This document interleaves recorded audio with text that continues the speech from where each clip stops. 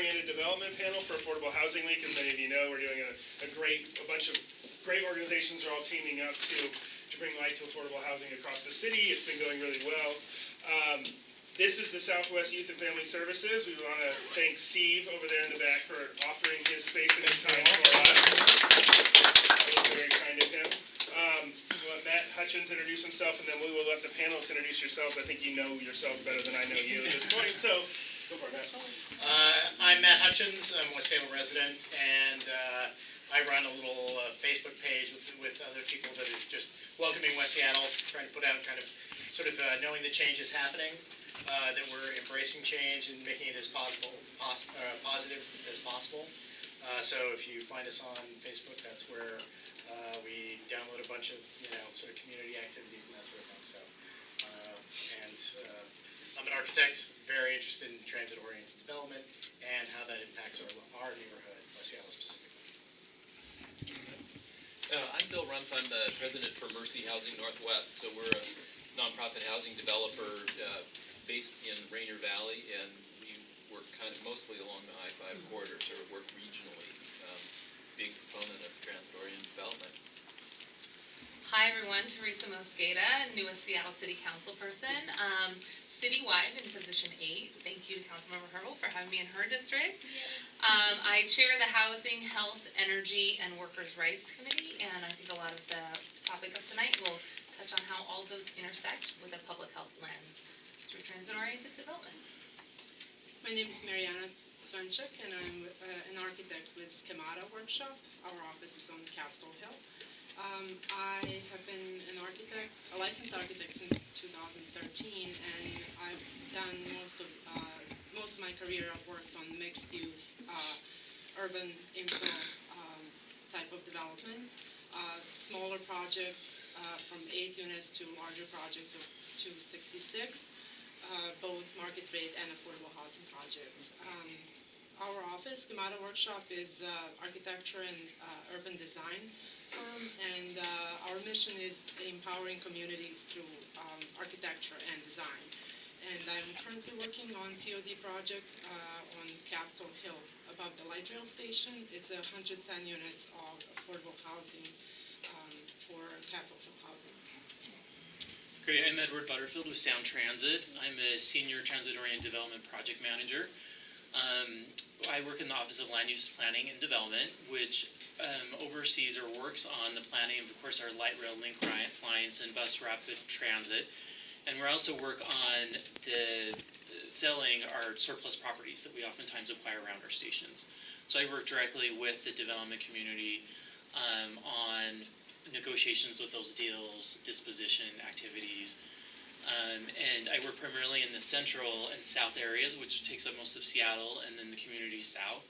And projects I'm working on right now is Beacon Hill. We're finally developing around the Beacon Hill station with a for-profit developer that's going to be doing affordable housing. And then on Capitol Hill, we're going to be doing another affordable housing development that's coming up with Capitol Hill Housing, just a little bit down the street from the project. I'm Lisa Herbold. I'm the council member that represents this district, West Seattle and South Park. I'm an alternate on the committee that addresses housing issues, and so I'm not working as much as my colleague, Councilmember Mosqueda, does as the chair of that committee, but I've worked on housing. I was on the housing committee last year, and I've worked on housing issues for the city council for many, many years. I come to these issues related to affordability by working to try to always apply a sort of three-pronged lens, both adding supply, increasing obligations of developers to contribute to affordable housing, and also improving the rights of tenants. And I think we really need to always be doing all three of those things in order to address the need. Great.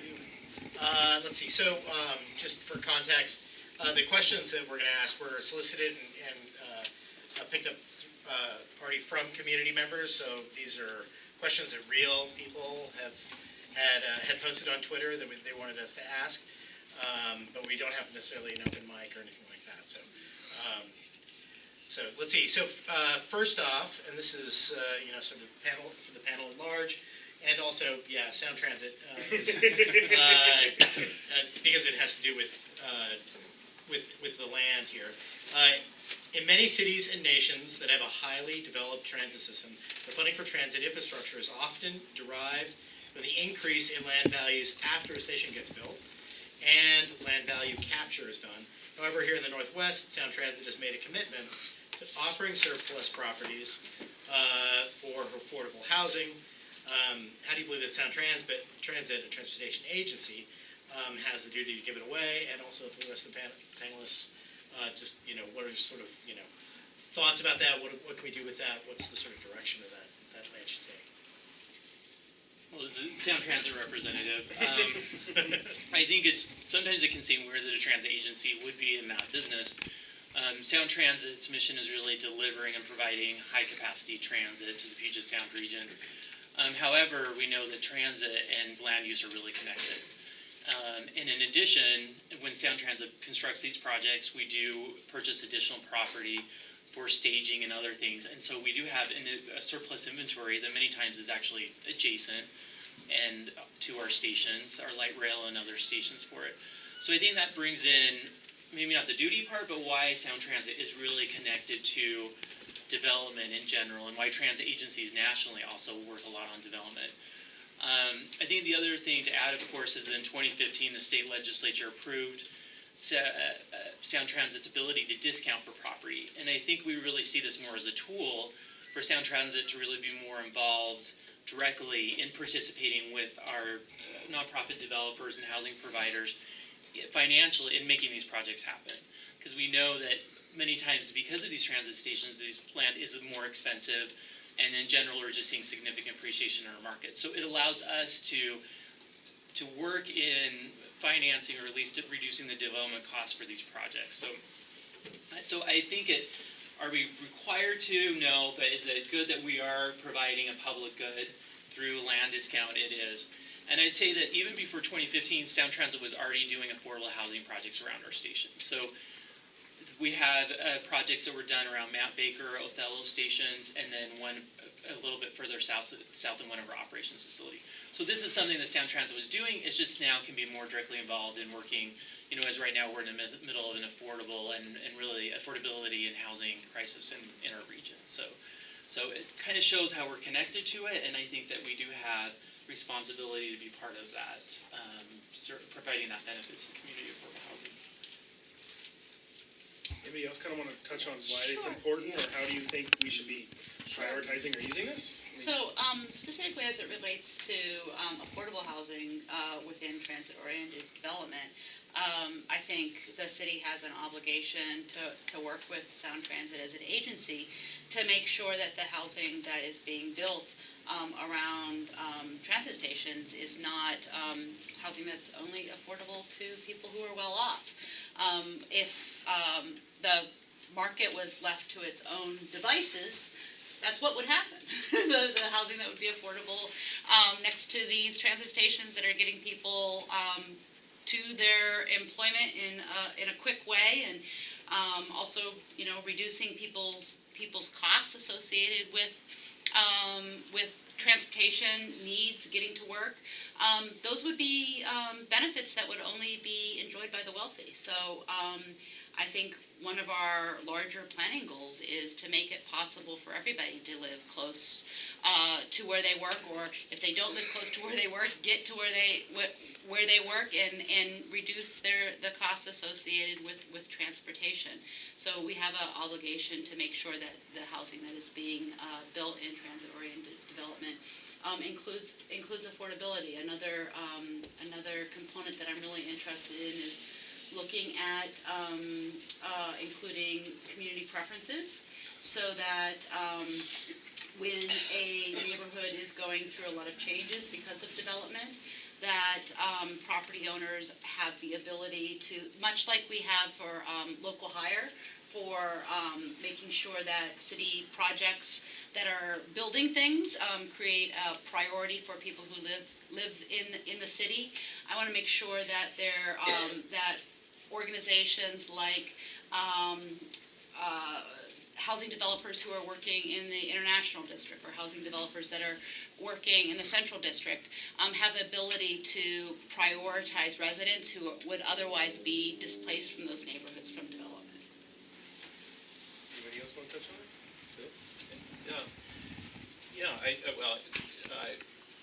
We have done two developments right at the light rail at Othello and Columbia City, and I brought a couple of boards. I mean, one, the newest project we're working on is right at Roosevelt Light Rail with Bellwether Housing, and so, anyway, we really see the win-win with the transit system, because our residents are heavy users of transit. I mean, if you get high-income housing, it may be a convenience for them, but you still have cars. So in terms of delivering ridership, anyway, in our newest development at Othello, we opened applications for 3 weeks. They've got 2,000 applications. So what we're trying to do, kind of what Councilmember Herbold said, is produce housing that the market isn't. So part of that's about rent. Part of it is about other features. So we really focus on family housing, so 2 and 3 bedroom units, because the building boom is mostly 1 bedrooms and studios.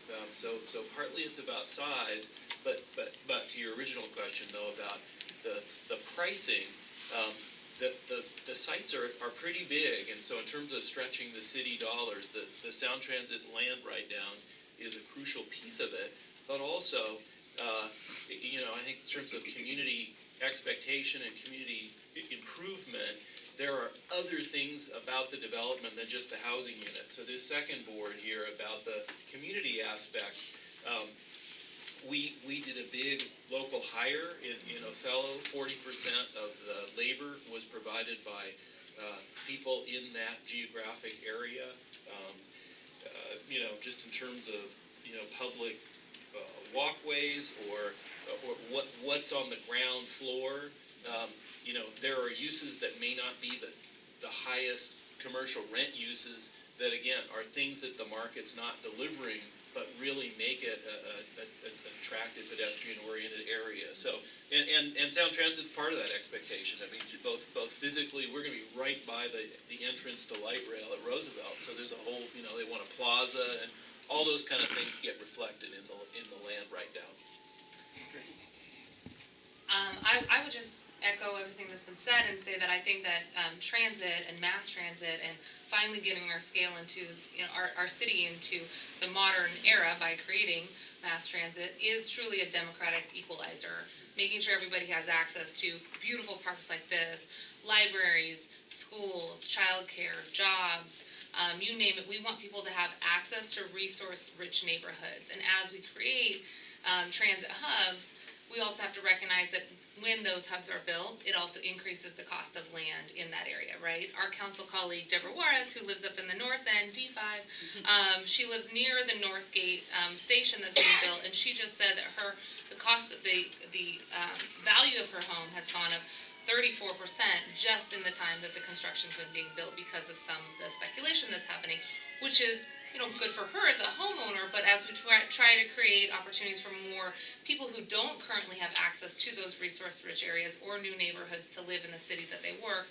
we have to figure out a counterbalance. And I think that what Sound Transit has done and what transit-oriented development really tries to do is create equity in housing access by maintaining the ability to keep those parcels of land and truly build affordable housing, mixed income housing, 2 and 3 bedroom units, allow for families to live in the city that they work, and also access that new public benefit, which is transit. So I think of it as a tool for creating greater equity just as much as it is a tool for moving folks around and housing people. And just a short remark to that is I think it also demonstrates a more holistic approach and having 2 public agencies working hand in hand together to address the housing crisis that is existing in Seattle. Great. So I think we already touched on it a little bit, but recently Sound Transit just passed their equitable transit-oriented development policy. It was a number of years in the works. I know many people at this table and in the community worked on that. And you're going to continue to work with stakeholders to create this procedures document, which I'm sure most of us are going to be excited about when it comes. But within that, it was already touched upon, but you're required to offer 80% of your surplus property for affordable housing. How do you plan to ensure that we end up with good affordable housing? If properties can be given at no cost to community partners for affordable housing, I want to know how property discounts, transfers are decided, and how can we as a community advocate for more affordable homes to be built? Obviously, that's more for Sound Transit, but I think there's a role for the city and everybody else involved in that. And this came from Marisol from Northgate. We just wanted to let you know that, again, these are people that were calling us and letting us know, so. I'll let Sound Transit take the first crack because we Great, need the I hard get one. the This first is the one again. last direct Sound Transit question, I think, and we'll move on to the other things in a minute. But we'll Great. get you out quick. So I'll take the first part of it, and how do we assure good affordable housing? And I think it starts at the beginning with really our partnerships with the host jurisdictions and the stakeholders in the community. Because Sound Transit Puget Sound's a large region, and affordable housing needs are different depending on what communities we're in and where we're at. And so what we've started doing in Sound Transit, and I think we were doing it more before, but we're trying to integrate into our process, is whenever we do a planning, a line, a light rail line or other infrastructure, thinking about affordable housing, talking to the community, working with the jurisdiction to understand what their master plan goals and their objectives are. And then really working with the housing affordable community because they know where the needs are, and every community needs are different. There's a lot of different ranges that affordable housing can be offered depending on incomes and where it makes more sense in areas to do a deeper affordable housing, or what they call area median income or other things. And so I think that's the first part, and then the second part of that is really then evolving that into a station plan and then setting some goals with the community and stakeholders. And then once we really have some, I wouldn't always say consensus, but once we have some established goals, then that can go into our surplus property process. And part of that is Sound Transit will generally do a competitive process where we issue a request for proposal or request for qualification. And as part of that, we send out a package to the development community, and really we'll include those goals there. And then when we receive responses back, we'll compare what the development community nonprofits have included in there, and then compare it and rank those based on what they're proposing to build there. And so this is an example with the Roosevelt project with Mercy Housing. They were selected because they had the best response that matched with what the community goals were in the Roosevelt community or neighborhood. So that kind of, I think a good affordable housing projects are projects that really meet the specific needs of the community and thinking about them early. And then I think the second part of that question is, how do we figure out the discount? These are public funds, and we hear a lot like it's a giveaway, and it's not. I mean, we're responsible for public funds and have to be astute of how those funds are used. And as part of our new equitable TOD policy, how we're going to move forward is we'll actually do a financial assessment of the project and understand. We talked a lot about gap financing. Affordable housing developments are hard to build because they can't attract all the capital they need for it. So what we would really need to do is understand where that need is, and then match that with the discount that we provide on the property to make sure that it happens. And that's really a board decision. So the board determines the amount of discount, but we want to make sure the board has an informed decision when they're making that discount decision. So as part of it, and the next step will be developing some more procedures, but in our policy we've outlined at least the first step of how we'll determine what that discount looks like. And the discount is really being provided to get then, and we talked about community benefit, is we're getting affordable housing community benefit. So it's not a giveaway, but we want to tie that discount directly to how much benefit is that area getting for that. So there has to be almost a cost-benefit analysis in that for it. So that's how we'll really determine our discounted amount for each property. And then the last question, just as it goes to, and panelists can answer, but specifically for Sound Transit, is really get involved. We're planning 3 light rail extensions right now. West Seattle, Ballard, Tacoma. We're planning 2 bus rapid transit lines right now. And as part of that, we really embed a public outreach process for it. And I really encourage everybody to go to our website, soundtransit.org, and go to the projects and plans page and go there and find the different projects.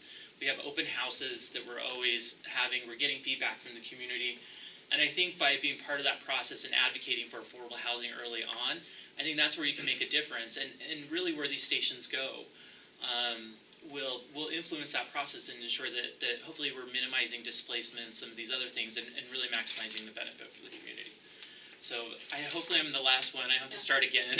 So I'll turn it over. I could add a little something. I think as far as what the city's role is in partnering to make sure that these projects happen, are a couple things that we do.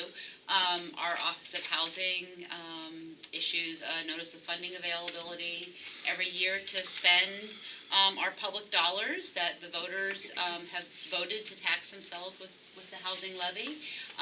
Those public dollars are used to fund projects like this.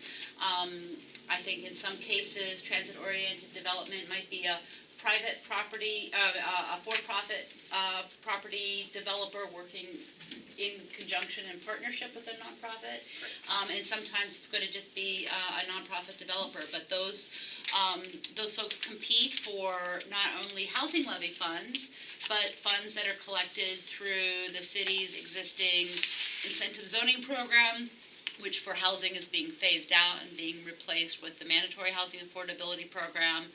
And the city works really hard to make sure that those funds are spent in areas that either accomplish other goals like transit-oriented development or accomplish goals like wanting to make sure that the funds in particular for incentive zoning and mandatory housing affordability are put back in the neighborhoods from where that contribution derived.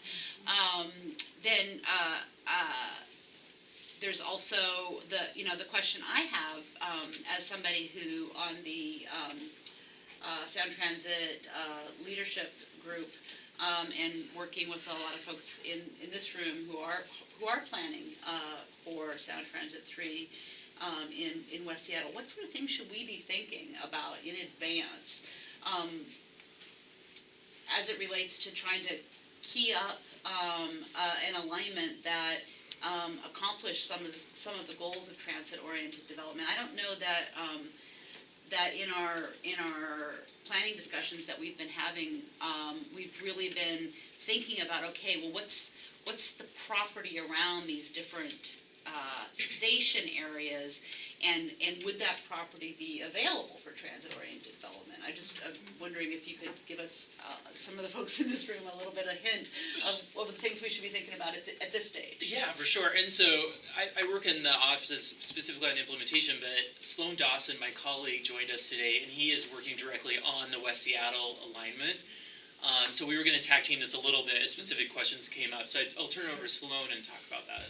Yeah, I think it's a great question, and as we know, here in Seattle, property values are really high, and as we think about the property acquisition needs to support construction of the project and what eventually could become surplus and part of a transit-oriented development project on agency-owned property, it's going to be a big cost pressure. Property acquisition is going to be a big cost pressure for us. So really thinking about partnering, creative partnership strategies for property acquisition, looking potentially at OH, at Seattle Housing Authority, other public partners that could potentially work with us on developing an acquisition strategy.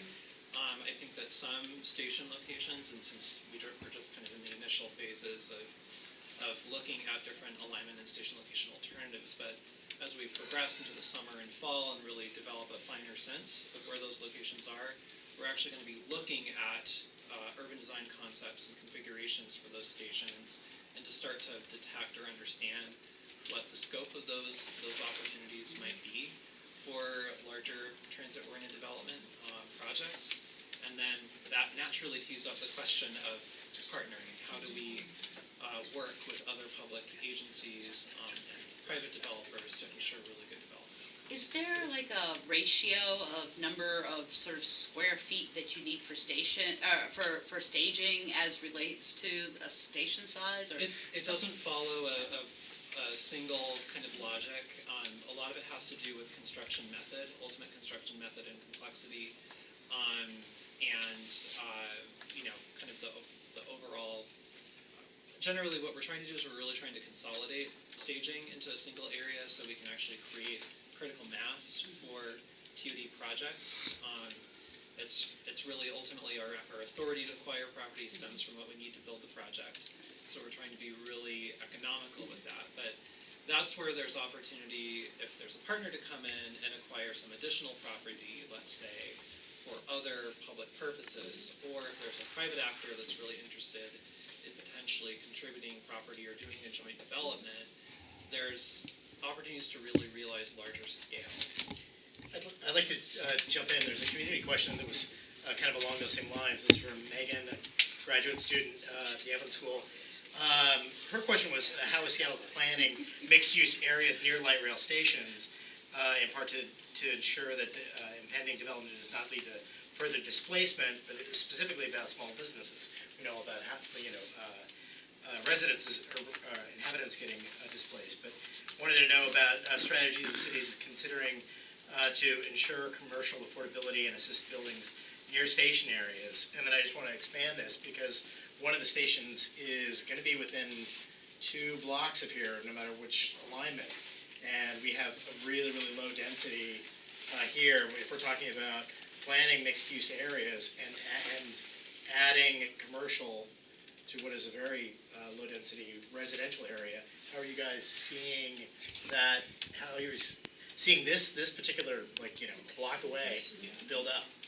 And how does the city council want to help out with that? I think that's a good question for the city council. Well, as far as what we're doing under MHA, for instance, there are a lot of development standards built into the mandatory housing affordability framework to incentivize the development of small commercial spaces so that small businesses that might be displaced, that they have a place to come back to. One of the problems with large commercial spaces is that the rents for them are just completely out of whack with what local businesses can afford. So to the extent that we can actually create incentives within the land use code for smaller spaces, giving additional floor area ratio or departures from setbacks in exchange to incentivize developers to build those small spaces. But I think the other question is, back to Sound Transit, on what kind of community mitigation is part of Sound Transit 3. Sure. So there's an arm of Sound Transit that's specifically focused on mitigating impacts for businesses. That's kind of 2 pieces. If it's an existing business and it's there during construction, Sound Transit works very hard to make sure that access is secured for that business so you can get in and out, and then also it maintains a degree of visibility so individuals know it's open. If there is relocation, because Sound Transit does receive federal funds and we're under the Uniform Relocation Act, and Sound Transit actually creates a relocation package for those businesses and assists them in finding a new location in the neighborhood. And I think a third element of that with business development is, again, when we have this surplus property around the transit stations, Sound Transit, oftentimes we have ground level retail, which can, if that's a priority for the community to create more affordable spaces, we can include that into our competitive bid process. And that's an example we actually did in Capitol Hill, where rents are so high there that we heard from the business communities they really wanted like 2,500 square feet, which is a fairly small space, but it really could give them that more affordable foothold in the neighborhood.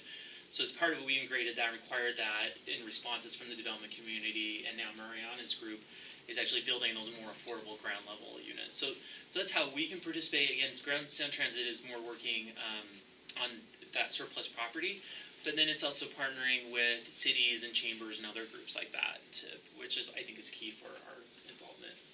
So ultimately, community advocacy plays the most important role, and as architects, we can help community groups visualize and kind of plan for these upcoming changes. And one of the examples that our office went through is the Capitol Hill neighborhood, because there were members from our office that live in that neighborhood as well. So the whole effort started as people wanted to participate because they lived in the neighborhood, but also at some point we were advised to join in as a consultant.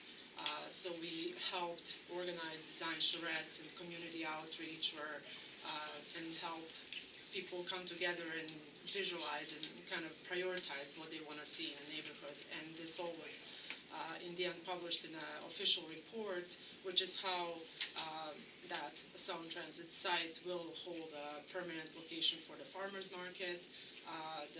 All the commercial spaces that are provided in the 4 buildings that are going on that site had to accommodate smaller size commercial spaces for small businesses, childcare, and also affordable housing. So 1 out of 4 buildings that is 100% affordable housing, which is 110 units, and then the other 3 buildings will provide 20% for affordable housing units, and they vary from studio size to 3-bedroom size units. I'll chime in too. One of the things that I think was a misstep, maybe, I wasn't there so I can look in the rearview mirror and not have to criticize myself, right?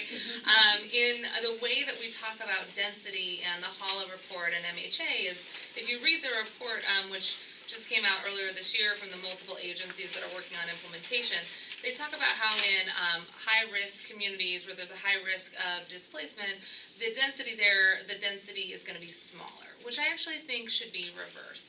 Because if you actually read the report, it shows that where we don't have density requirements through HALA and MHA, the likelihood that a developer is going to build a low-income housing unit or a housing unit or a building that has some of the considerations for women and minority-owned businesses or small businesses is much less likely, right?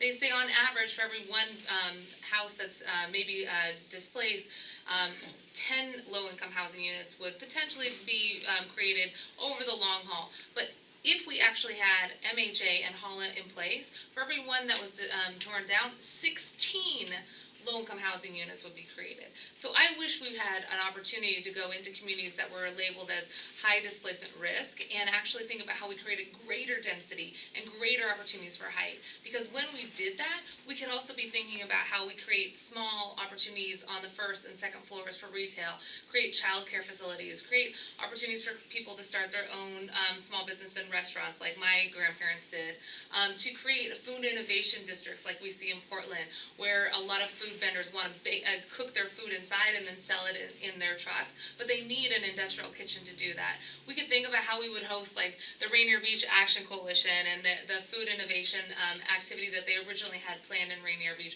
We could think about how to do that if we actually created additional density. So I am hopeful and optimistic that the policies that we put into place will help us create the density that we need to create more small business opportunities by listening to the community and having the community lead that, so it's really centered on what our neighborhoods want. And I think that we need to layer it with future activities so that we can truly create the height and think about the walk shed, growing the walk shed so that when we think of transit-oriented development, we can go higher, go bigger, and that will be seen as a benefit to the community so that fewer people get displaced, and there will also be more of an opportunity for people to start their own small businesses, especially for folks who've been at risk of displacement, because it's not just about having an affordable home, and it's not just about having a studio, right? It's about having a thriving community with your family there, above the shop that you own, or above the childcare that your kiddo goes to. I'll just make some short Yeah, comments. please. But just on the density, I mean, you asked that, and no, I know West Seattle's a well-organized neighborhood, and especially if it's in this area, you say, I mean, in terms of seeing examples of density, that's one of the things that Sound Transit's, kind of sort of will respond to the extent that the community has well-formed views, and the Roosevelt neighbors went through about a 1.5-year process that I think served them well, and I mean, there were concerns in that neighborhood on that subject, and they kind of organized field trips, and so, our project at Othello is really nice. El Centro de la Raza has one at the Beacon Hill. They went to a Capitol Hill, and so in a way it was like, what is this? I mean, a lot of neighbors don't necessarily know what the product is, and with upzones, it's like, how do you create more density and have a positive addition? So anyway, that notion of kind of organizing your neighborhood, I did think Sound Transit did a really nice job in the Roosevelt neighborhood on process. On sites, anyway, there's a lot of complexity about the land use code, but actually, just to kind of keep it simple on that, I think between the Sound Transit 2 where the things didn't work well, it was smaller and it was triangles. And that doesn't work well for development, so larger and rectangles is better. So just in thinking of how do you assemble land. And that's I right, think our Columbia City Rainier Valley. Station is one example where we have these. Lessons learned. Yeah, Yeah, and you that's why sort of have some Sloan is, leftovers. yeah, Yeah. that's why Sloan's working hard, because we get these really weird surplus property assemblages that are still not developed because of the challenges, so that's why Yeah. thinking BS is starting. And I just want to add one other really quick Please. thing. I love I think what happened in the Rainier Valley with the Rainier Valley Community Development Fund was really exciting, and I know that they have been working to get federal funds to do an expansion effort, and they are actually right now in a sort of a community-driven visioning and strategic process about where the Rainier Valley Community Development Fund is going to use these new funds that are not encumbered and can only be spent in Rainier Valley to support small business in another community that is negatively impacted by displacement.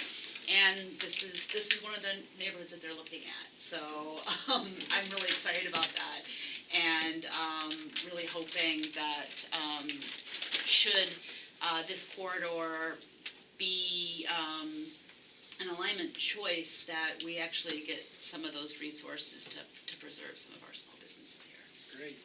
So I'm going to add a small tweak to the question I have next. It's from Amanda, who is a Belltown resident and an affordable home. What are some challenges of financing the construction of new affordable homes? Are there specific tools or strategies that your groups utilize to build better affordable TOD projects?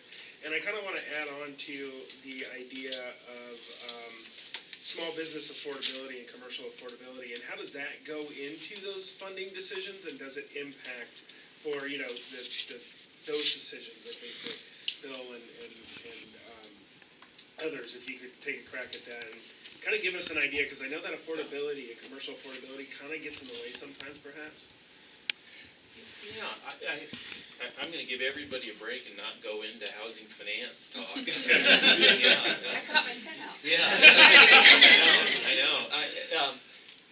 But anyway, I only will reiterate that both the land price and the grueling process that our council members here have gone through in terms of local resources, both are things that are really valuable and critical.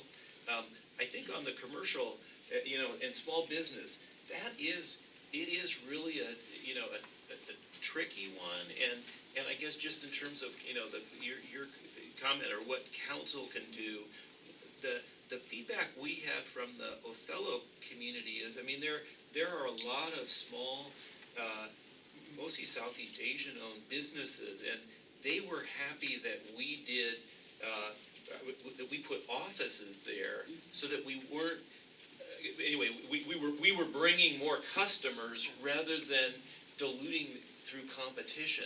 And so one of the things to be conscious of, or that I think is positive in terms of land use, is not having too much retail activity, and that's going to vary by location, but what everybody wants is Getting customers. is a great pedestrian experience, but that doesn't mean 4 blocks of coffee shops in every part of the city, and so the less expensive commercial is the existing building. So in a sense, it's sort of getting a reaction to how do you keep the existing owners going during construction, which is a mess, but those spaces. And so to me, some of the developments that are happening, creating small spaces that can be sold, that are either live work on the ground floor or just bringing ground related residential stoops kind of thing, so that you don't have so much commercial that it isn't viable for those existing businesses. And that does get into some zoning that you can help on. From a design standpoint, obviously the construction costs are that reflect what marketing is doing, is what weighs on financing such projects. And as architects, we try to focus and produce like more straightforward simple, efficient design expressions, not to create overly complicated shapes that, tomorrow when subs go to bid, they don't know what this looks like or how to build it. So the more straightforward and succinct design is, and, more materials that are used in this region, the more straightforward for people is to kind of provide more realistic price to build it. Another thing that kind of stands a little bit in the way, and this is work in progress, is the permitting process in the city, which is still pretty cumbersome and long, even with right now for the affordable housing projects, there is a priority process which should streamline and shorten the review process, and as I said, work in progress. Should, huh? Yeah, so it's taking up to a year plus to get the building through the permitting process, which then adds to the timeline, which then adds to, the costs of construction are going up, and then also the time when the affordable housing units are delivered is postponed due to that as well. And then also some strategies we look at is upfront costs for more durable materials or for more better building systems that will cut down long-term maintenance costs as well as end user costs is something that we look at.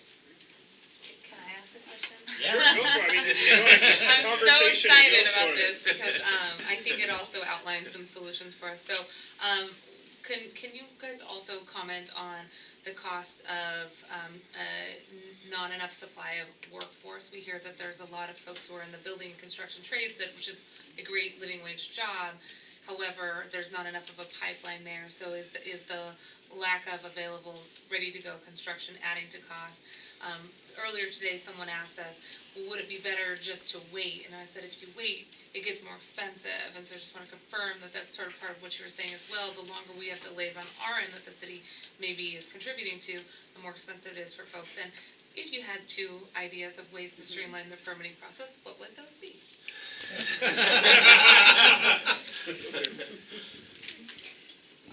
But not design review, because we just did that. Yeah. I don't think it's over yet. Well, I just think, the city is doing its best. I think that the amount of construction that is going on, it's kind of hard to address everything. Mm-hmm. I think the more holistic review and like one department being like land use department versus building permitting, if they can talk to each other a little bit, because we had a case on Capitol Hill project where we were going through master use permit process, and we were just about to get the permit, and all of a sudden we received this geotechnical review, which is being covered by the shoring and other building permits, and it's a repetitive, but yet it came out of the process and we cannot finalize the master use permit because of that reason. So that delayed us for 3 months. Kind of resolving that, the correction went away eventually, but that just pushed the whole, by the time it got straightened out, we lost 3 months. So we were supposed to break ground in April, but it will likely be next month. So just when different people are reviewing kind of similar things, if they can look at what other people are commenting on, so there's no repetitiveness of comments that we're, corrections that we're getting, would be helpful. I would say the other thing would be hiring more people. Yeah, I think Because exactly. it's all a function of staff time. Yeah. I think, yes, coordination between agencies. For example, City Light, or there's a Priority Green that sort of expedites it through the building department. However, the fire marshal doesn't when they do their plan review, they don't actually recognize the Priority Green. So you can go through, have a streamlined permit process. Meanwhile, another department is just doing it, first come, first serve. Yeah, I mean, since this is our chance to talk to you. It's not like, I killed him. I will just say, it is SDOT and Seattle City Light do not play well with others. They have their mission and they do it on their time. And so I think the land use changes are really helpful. I think the design review anyway, an effort has been made to try to streamline that. That is absolutely, I think for, particularly for your question, sort of that workforce of the developers who are doing not the publicly funded, but kind of that, is it viable to do, anyway, in our lingo, 60 to 100% of median, but kind of, rentals that is more affordable.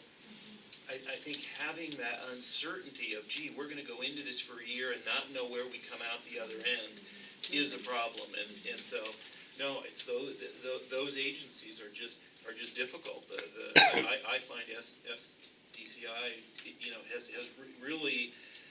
really understands the process and is more customer friendly, but anyway, So, if you can turn that camera off. So but, the same way, yeah, the same way that that's SDCI and where the barriers SPU have are. created expedited permitting process for certain types of projects, or Yeah. we should make sure that the other departments have those same expedited processes. Yeah. And for the alphabet soup out there, SPU, Oh, Seattle yeah. Public Seattle Public Utilities, SDCI, Seattle Department of Construction and Inspection, Seattle City Light, SCL, and SDOT is Seattle Department of Transportation. And I just proved that I've been there for 6 months and I'm very good. All right, you're speaking English, Oh, I'm good. in acronyms, yeah. No, very helpful. Thank Thank you you. for your honesty. And, Councilmember Herbold has public utilities in her committee. I have City Light, and I think I will be learning all of what you did to see if we can do some more expediting of the expedited system. But I'm not getting any credit for it. Right. Here's kind of a fun one that isn't exactly necessarily transit oriented, however it is in West Seattle. There are a few, this is from Gregory, Columbia City resident, there are a few large parcels left in Seattle neighborhoods, such as Fort Lawton, Tulares, and the golf courses. Would you support, and this is for the council members, would you support altering the zoning of these parcels so that more homes can be built on them while also preserving green space for the public? And I'll just, add the local flavor. We have a golf course right up the street from us, which is going to be adjacent to and between two Sound Transit stations. And is it ripe for redevelopment? So there's a lot of complexity with parks owned property in the city. And people react very strongly when I say this as it relates to the golf course. So we have a great thing in Seattle, and I think it's really, the citizens of the city got together many years ago, passed something that we referred to as Initiative 41, Protect Our Parks, and what it requires, and it I think showed a lot of vision, knowing that this was going to be a rapidly growing city, and there'd be a lot of density, and that we need to preserve our open spaces. And so what this initiative requires is that for, if we ever use park property for another purpose, we have to get an equal amount of park property in return. So that way, land isn't growing, right? So there's a finite amount of it. And in order to make our communities livable, the Parks Department does open space analyses and compares us to other cities, and there's a certain amount of open space that communities need for a community to be considered livable. And so I think that initiative was really forward thinking. But when I mention it as it relates to the golf course, people get really mad because the golf course, even though it's owned by the Parks Department, it is not in sort of general public park use in the same way. So the Parks Department is sort of reevaluating its use of park property for golf courses. It's not specific to West Seattle. It's something they're doing citywide. So I'm definitely interested in seeing what they come up with. As it relates to the other two sites, I think Fort Lawton's tough because it's gone through an EIS process already, an environmental impact statement process already, and that's been the result of many years' delay because of a lawsuit that was filed against the city for a denser development plan that did not include an EIS. And so the options that have been considered and the one that the city is planning on moving forward on are within that range that the city already studied under the EIS, and so we can't all of a sudden decide, oh, we're going to triple the development capacity for this site, because then we'd have to go back and do a whole other EIS and subject the plan for to many years delay. So I think we should think of a project like Fort Lawton as stages, and so think about whether or not there might be a future, depending on how the development covers the site, there might be at a later date a stage that we can have more intensified development in a subsequent stage of development. And then the Tolares property, that's another tricky one, because it's all property that is currently zoned single family. There is a development proposal to do more single family. I recognize that in a city where there aren't a lot of affordable home ownership opportunities, there's a lot of frustration that one, that's going to be single family, and two, that the housing development that we will likely see there, even though it will add to, I think I saw something saying there was, like, at any given time, there's only about 40 homes for sale up in northeast Seattle. So it will add to the availability and the capacity, and maybe it will bring the cost down a teeny tiny bit, but those aren't going to be affordable homes. So it's a tricky issue, because that part of the city is not in an urban center, so it's not a high priority of the city for increased zoning capacity, because it's not in an urban city. It's not been identified as a place where you want to build these sort of livable, walkable community by increasing density and making sure there's lots of bus service there and the other things that we do in a city that support higher densities. It's sort of a pickle we've gotten into in that part of the city. I'm not quite sure how we get out of that box in Magnolia. Or Laurelhurst, sorry.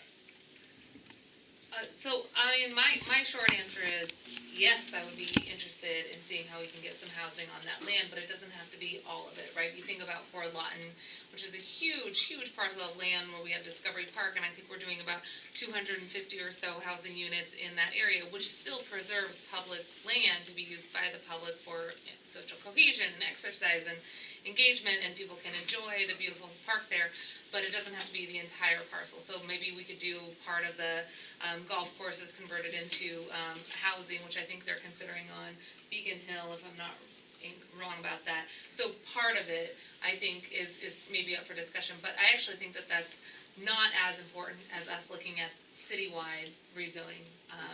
We have a conversation that we're having right now about MHA and rezoning across the city, and I'm very excited about it because I'm a renter, and I would love to own one day, and I feel like me and my husband, we just got married last year, we should be middle income by all intents and purposes. We cannot find a place to afford in this city, and if we can create more housing, then I think more folks like me who want to start a family here and stay in this city can afford to stay and live here, and people who've been here forever can continue to stay in their house and not have somebody knock on their door every day and ask to sell it. So what I'd like to see us do is actually look at some of the maps that we had in the 1930s, which actually had apartments like the one that I live in zone in a multifamily zone. Right now, we have gone the opposite direction, right? You would think that as more people come here, we'd think about creating more opportunities for folks to live in dense urban villages and create new zoning requirements that had apartments and condos and multifamily units. Instead, over the last 40, 50, 60, 70 years, we've gone the opposite direction. So my beautiful 8-unit apartment building that was built in 1910 has now been rezoned into a single-family zone. Yet I have apartments on all down to the right of me, across the street, down to the left. I live in kind of lower Queen Anne, lower West Side Queen Anne, and a parcel went up for sale next to us. Instead of building another 8 or 10-unit apartment for 10 families to live in, 20 individuals plus, a single-family home was built that has 2 adults and 1 toddler, and it's bigger than our 8-unit apartment.